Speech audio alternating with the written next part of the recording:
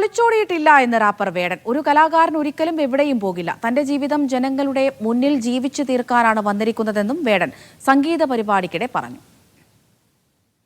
Nitin Xavier കൊച്ചിയിൽ നിന്ന് വിവരങ്ങൾ നൽകാനായി ചേരുന്നുണ്ട്. നിതിൻ, ഇത് ഏത് പരിപാടിക്കിടെയാണ് വേടന്റെ പ്രതികരണം?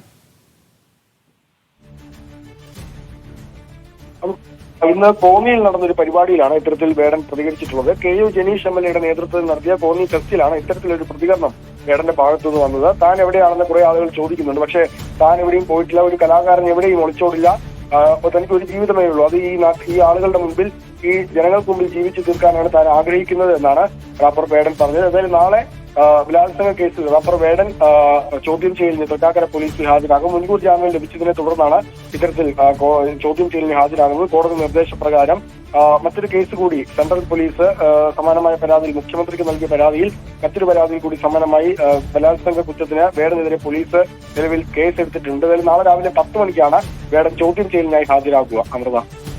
ശരി, നിതിൻ സേവ്യറാണ് വിവരങ്ങൾ നൽകിയത്. വേടന്റെ പ്രതികരണത്തിലേക്ക്. വേടൻ എവിടെ പോയെന്നാണ്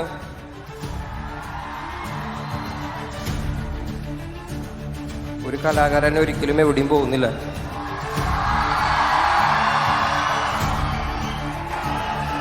ഞാൻ എൻ്റെ ഈ ഒറ്റ ജീവിതം ഈ ജനങ്ങളുടെ മുന്നിൽ ജീവിച്ച് മരിക്കാൻ വേണ്ടി തന്നെയാണ് വന്നിരിക്കുന്നത്.